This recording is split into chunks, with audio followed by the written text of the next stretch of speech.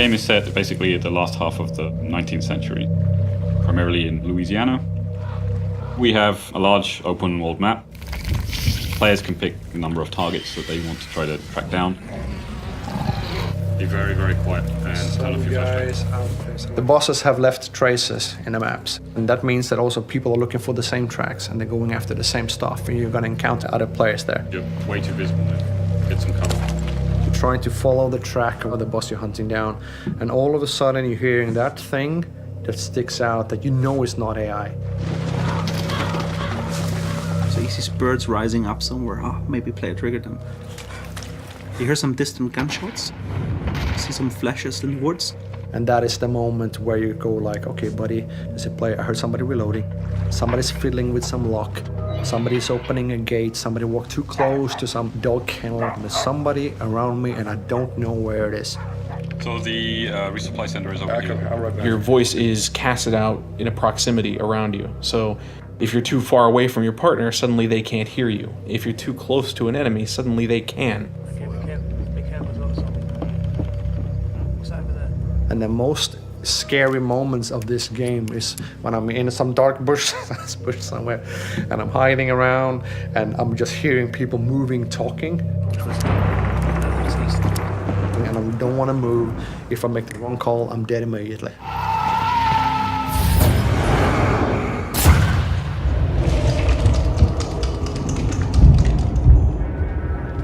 So you're actually at the boss. It's the boss fight. All right, man. The spider's gonna be in here. I saw him. Then you have the kill and the banishing phase. The banishing phase is a defensive mission. It takes a little bit of time to open a portal to hell and send the boss back, which will send a signal to the whole map. Somebody is doing something over there. We call it the hunter becomes the hunted. Dogs, spot. There's a guy coming in the southwest. And the boss will leave a token, which you will take up. Now you need to get the fuck out of Dodge. Player. Shoots a mission and we kill him. Quick. The other guys are still behind us. Let's get going. Go. Egypt is divided. Vast armies amass, while great leaders conspire.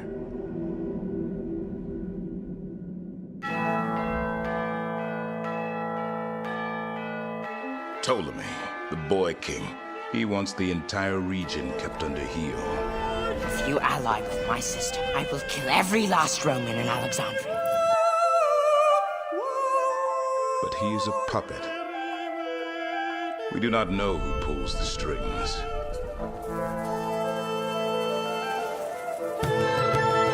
The exiled queen Cleopatra thirsts for power. We have informants in each region. Across Egypt, mysterious forces work against us. She wields followers with lethal skill in pursuit of her throne. It is time for assassinations.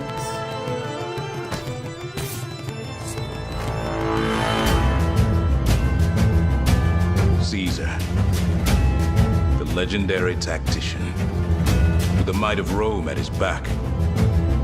His true motives are unclear. Together we can do more than Alexander did. He will have his say before this war is over. Good, evil, these are phantasms of the desert. Willpower is all that matters.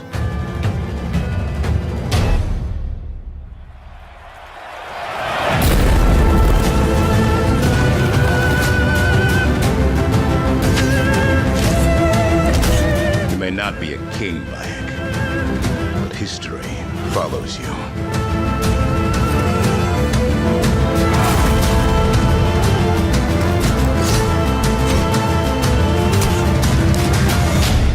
Assassin's Creed Origins.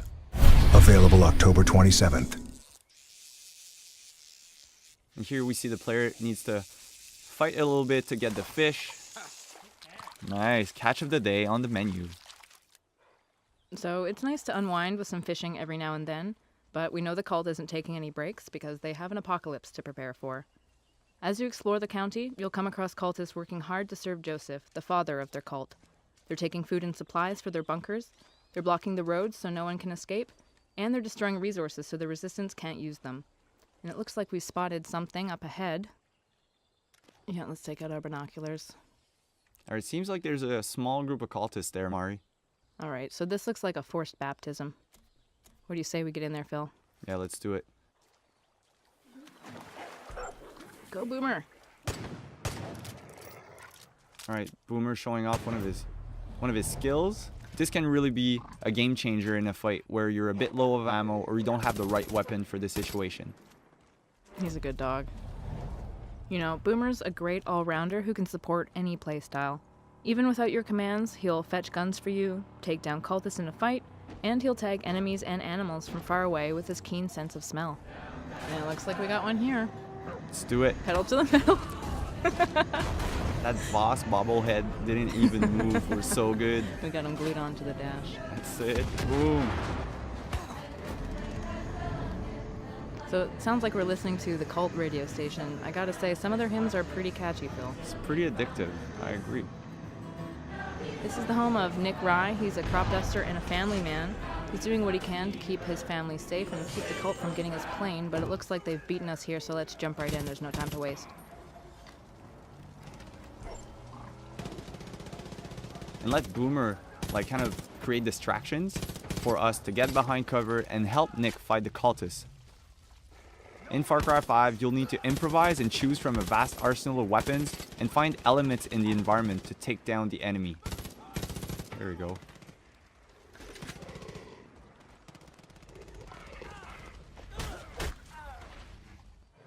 Boomer will stand his ground and defend you from predators, as there are a lot of moments for the player to hunt or be hunted. And we've built a deep ecosystem that represents Montana's wilderness. So, you know, we've seen ducks, a sturgeon, deer, and this is just a small sample of all of the wild animals that you'll encounter in Hope County. But I think right now we are the predator. Yep, we got them on the run. They're smoking.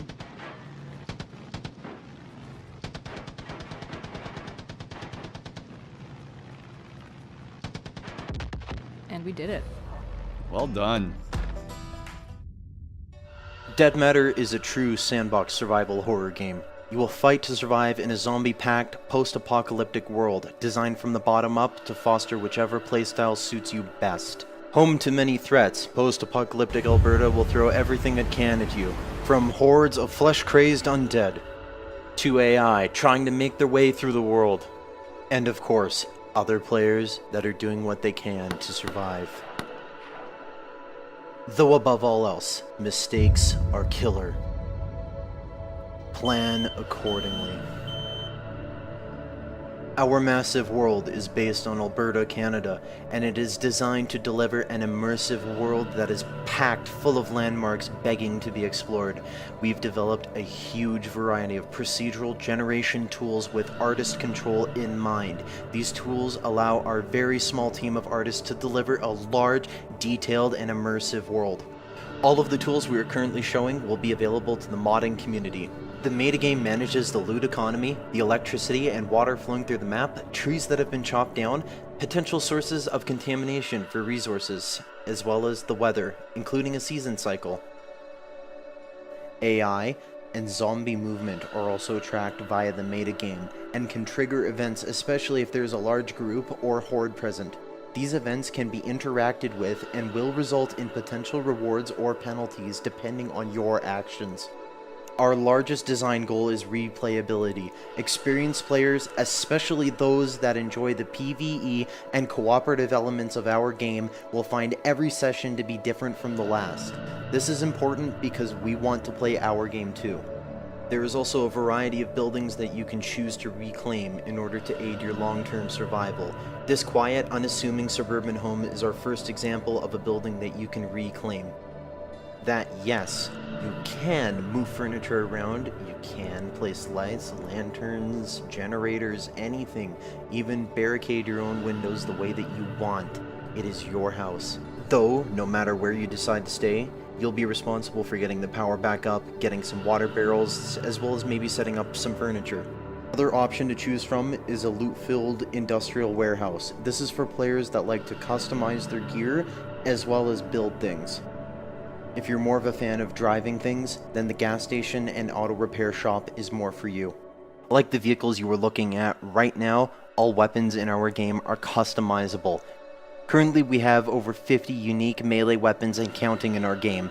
This does not include any reskins or lazy edits of existing models. Every weapon will also be modifiable. The baseball bat and the machete are the best examples of where we would like to take this concept. We need your help to get a polished, playable alpha version of our game onto Steam within the next 6 months.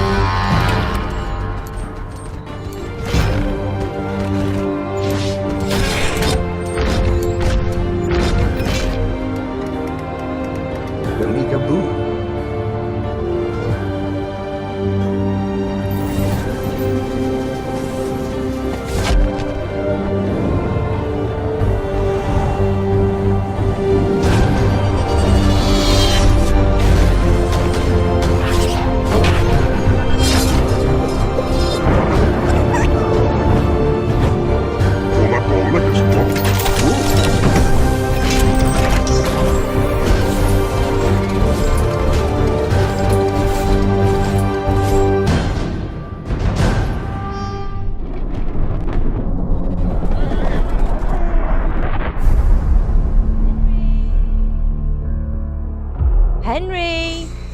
Get up now. There's work to be done. Wait, what's this? You've been at that sword play again, haven't you? What got into you, Hal? You and your friends threw dung at Deutsch's freshly whitewashed house. Deutsch was talking treason in the tavern about Sigismund and the king. Someone has to bring order and reunite the Empire! That's for Sigismund! Woohoo! What the fuck do you think you're doing? We're just doing what we have to do! Oh, sons! I'll make those smiles off your faces! Look me in the eye, Henry. If you want to convince someone that they're wrong, try using your mouth and not your fists. Henry, help us! Help us, son. Don't be a coward. If Sigismund attacks, they can't hold. We have to prepare for the worst. You spend all your days drinking and chasing wenches. What kind of fool are you, boy? You have courage, but you need training, arms, a horse. Please, take me into your service and give me the chance to learn these things. Put it all behind you. I never want to forget this. The time has come for those whoresons to pay for what they did to us. Move! Move! Sir! They're coming! There's no time! A higher level of awareness will give you some additional benefits, such as the ability to detect imminent dangers. It won't work 100% of the time, but when you get notified, be sure to react swiftly, or you may lose your life.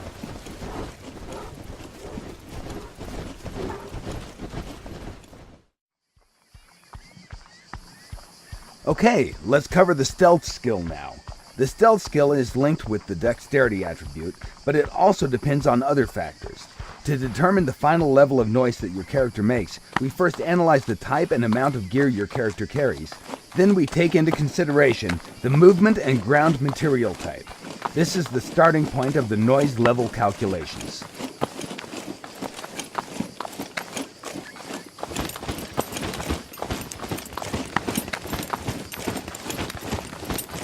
Next step is to factor in the overall weight of the character. Again, this system is fully dynamic, and it's linked directly with the character's metabolism. All things that influence body mass are taken into consideration, like fluid or food intake, for example. The larger the body, the more noise it will make.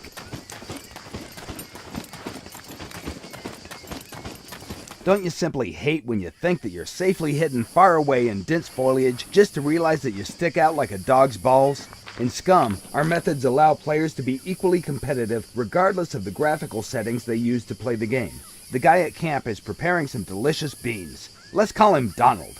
3 soldiers are approaching him over the hill. The left one, called Huey, is crawling through dense vegetation. The middle one, Dewey, is crouching his way towards the larger bush, and the right one is simply walking straight in the open like John Wayne in Sands of Iwo Jima. Let's address him as Louie. Notice that from the Donald's perspective, he only sees Louie. Dewey is well hidden in the bush, while Huey can't be seen because he's well camouflaged. On far distances, the game engine doesn't render foliage, yet still Huey is invisible until he decides to blow his cover simply by changing his stance. At that moment, his camouflage has been terminated and he becomes visible. The camouflage skill can only be activated in dense foliage when your character is prone and out of plain sight.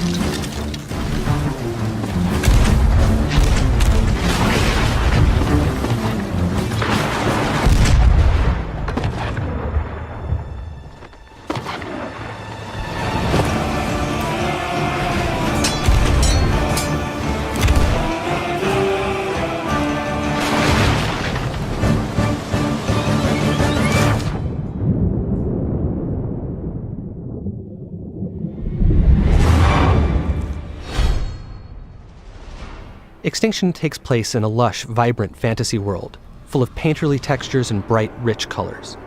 But this world has come under siege by an organized army of massive otherworldly invaders known as the Reveni, who have begun systematically eradicating humanity off the face of the planet.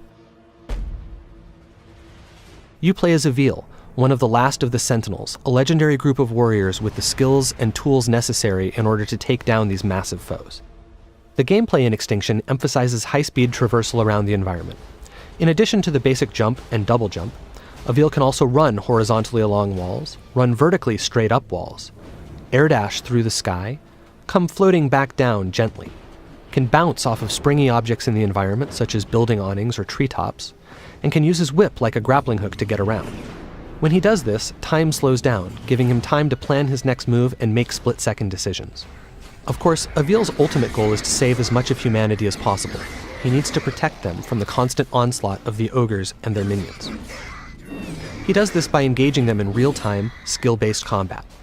In addition to his series of regular strikes, he can also execute powerful AoEs, launch enemies into the sky, slam them back down to the ground, cancel his attacks into rune strikes for massive damage, and cancel his attacks into dodges in order to evade his opponent's strikes. Of course, the star of the show is Avil's combat with the ogres. Now, with their minions defeated, it's time for Avil to take on their master, one of the enormous Reveni who has been rampaging through the countryside, obliterating everything in our fully destructible environments. The ogres themselves are fully dismemberable, but they wear armor in order to protect themselves. In order to take this beast down, Avil must first destroy that armor. This is done via a powerful charged-up rune strike. Once the armor is destroyed, Avil can then dismember the limb underneath.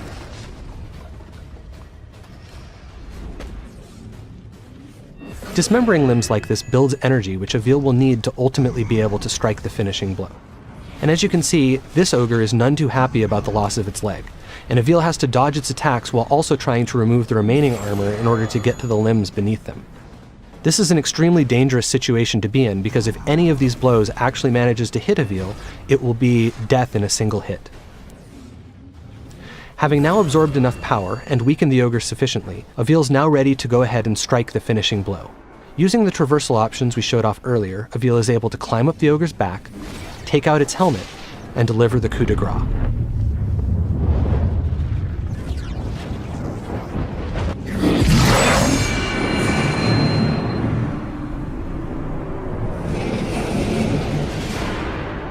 That was a relatively easy fight against a relatively basic opponent, but not all enemies are so simple. Depending on what armor, weapons, and abilities they have, each ogre presents its own unique challenges, and requires different strategies and tactics to take down. The army's pulling out. Come on!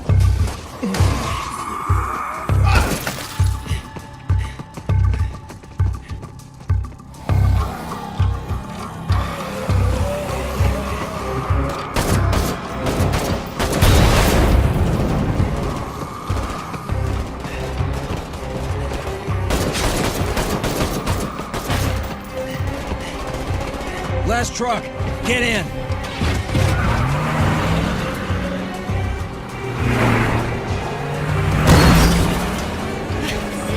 Want some of this? How about you?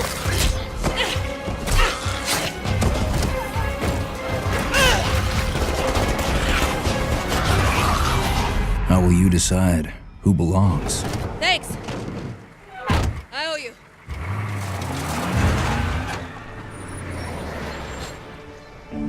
How will you choose a place to call home?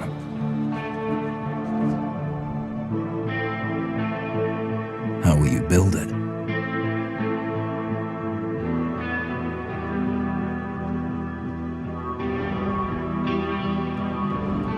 Work together to defend it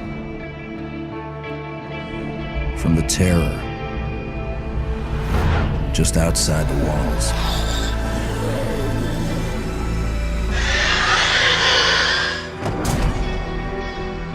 When you get hungry, cold, what risks will you take? What mistakes will you make? When the only family you've got is about to tear itself apart, will you end a life? Wait. Or save it? Please. This is our only one, but we need everybody we've got.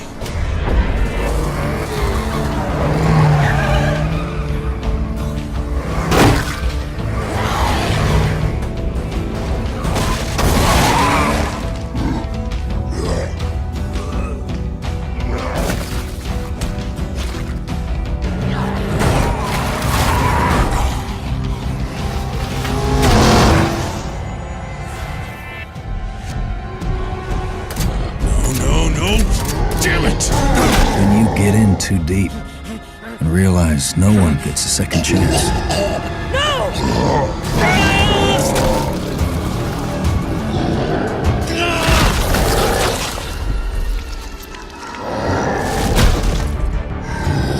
How will you find the strength to carry on?